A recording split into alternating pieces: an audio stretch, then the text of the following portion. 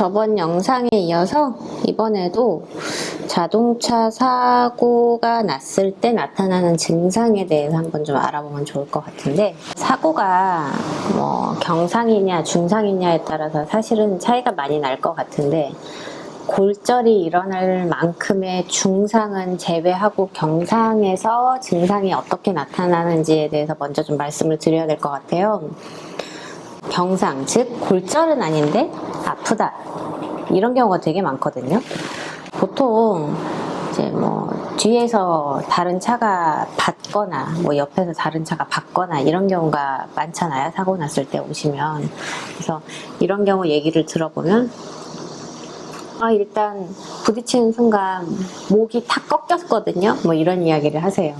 목이 꺾여서 목이랑 어깨가 아프고, 부딪히는 순간 허리에 충격이 갔거든요. 그래서 허리가 아파요, 이런 이야기를 많이 하시거든요.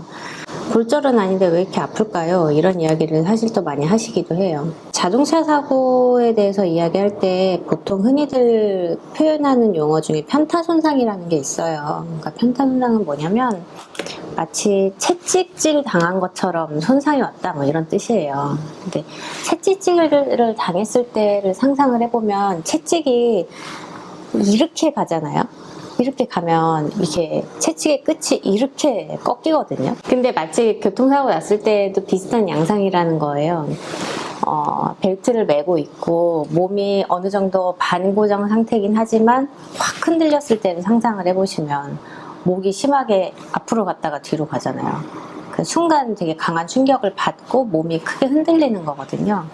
그래서 그로 인한 손상이 있게 되고 그 증상이 나타나는데, 이게 바로 나타나질 않습니다. 시간이 지날수록 점점 증상이 나타나게 돼요. 왜냐면 손상 입은 부위에서 바로 염증 반응이 전부 나타나는 게 아니고, 시간이 지날수록 염증 반응이 서서히 진행이 되기 때문에, 맨 처음에는 환자분들이 왔을 때 다 얼얼하다, 놀랬다, 가슴이 두근거린다, 좀 여기가 아픈 것 같다, 이렇게 얘기를 하시지만, 그 다음날 가면은 내가 목만 아픈 줄 알았더니 목이랑 어깨, 등이 다 아프다, 허리는 경미한 줄 알았더니 허리도 아프다, 또는 내가 사고 났을 땐 놀래서 몰랐는데 알고 보니 발목에도 힘을 줬는지 발목도 아프다, 또는 내가 핸들을 손으로 잡고 있었는데 그래서 그런지 손목도 아프다, 이런 온갖 증상들을 다 말씀을 하시게 되거든요.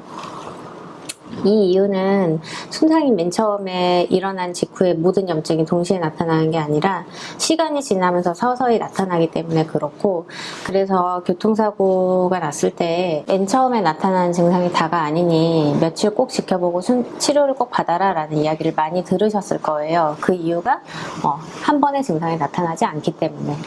그래서 그렇습니다. 그래서 사고 치료하러 입원을 하시게 되면, 입원했을 땐 계속 경과를 볼 수가 있으니까, 그래서 첫날 오셨을 때 말씀을 드리거든요. 사고 난 직후에 오셨을 때 아마 지금은 목이랑 어깨만 아프지만 내일이나 내일 모레쯤 다른 증상이 나타날 수도 있다, 증상이 나타나면 꼭 말씀을 해주셔라, 이런 이야기를 하거든요. 그래서 그런 이유 때문에 그렇습니다. 그래서 그런 것들을 다 보고 좀 치료를 해야 되고, 따라서 시간이 조금 걸립니다.